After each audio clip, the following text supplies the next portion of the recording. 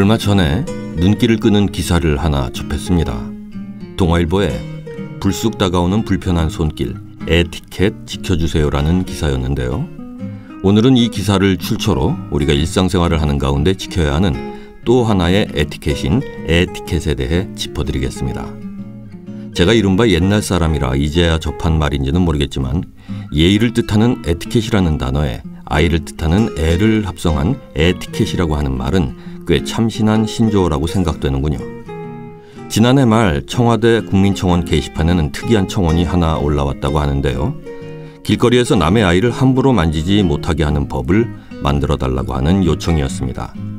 청원을 올린 사람은 100일이 갓 지난 아기를 키우는 엄마였고요. 청원글 사연을 보면 화장실 옆칸에서 나온 아주머니가 손도 안 씻고 아이를 불쑥 만진 일로 인해 무척 언짢았다는 건데요. 변기 레버를 만진 손을 씻지도 않은 채 아이 얼굴을 만졌다는 사실이 너무나 화가 났다는 거였죠. 그런 법이 만들어지지는 않겠지만 그 엄마가 오죽 불쾌했으면 청와대 국민청원에 법 제정을 청원했을까 싶기는 하네요. 어린 아기를 키우는 부모들은 대부분 비슷한 경험담을 토로합니다. 자신의 얼굴에 파운데이션을 잔뜩 바른 아주머니가 갑자기 아이에게 얼굴을 부빌 때라든지, 담배 피우던 행인이 애를 쓰다듬을 때, 그리고 지하철이나 버스 안에서 아기가 귀엽다고 뺨이나 머리를 함부로 쓰다듬는 손길을 만날 경우에는 아이를 지켜주지 못했다라고 하는 생각에 죄책감이 들 지경이라는 거죠. 사실 대부분의 경우에는 아기가 사랑스러워서 호감을 갖고 하는 행동일 겁니다. 어르신들이 손자뻘의 귀여운 아이들을 보면 아이와 눈을 맞추고 웃음을 이끌어내기 위해서 어르기도 하고 머리를 쓰다듬기도 하는 경우도 그렇겠고요.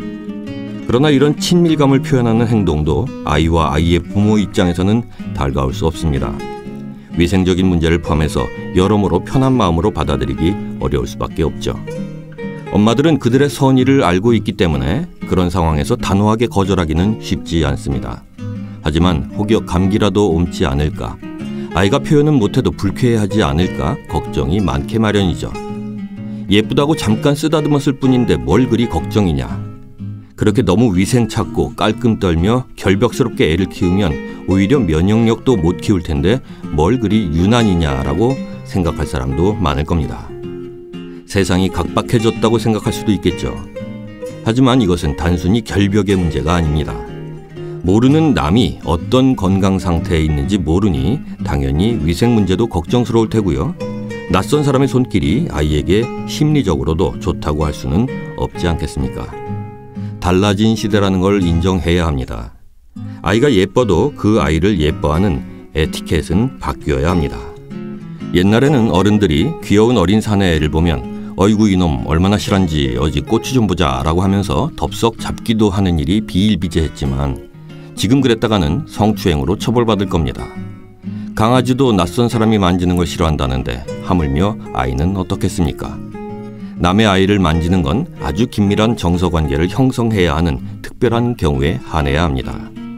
아이들도 만 4살부터는 신체에 대한 자기 결정권을 자각하게 된다고 하죠. 어린아이라고 허락 없이 만져도 된다는 잘못된 인식을 버려야 합니다. 아이에게도 자기 결정권이 있다는 점을 잊지 맙시다. 공중생활 속에서 지켜야 할 에티켓 7계명을 소개하고 말씀 마치겠습니다. 아주 친밀한 사이가 아니라면 맨살을 직접 만지지 않는다. 방금 전 손을 씻었는지 생각해본다. 손은 바이러스를 옮기는 수단이다. 영유아라면 부모나 보호자에게 안아봐도 되는지 묻는다. 아기 입 주변에 뽀뽀하지 않는다. 만 4살이 되면 스스로 신체 결정권을 느끼는 나이다. 아이가 불편해하면 멈춰라.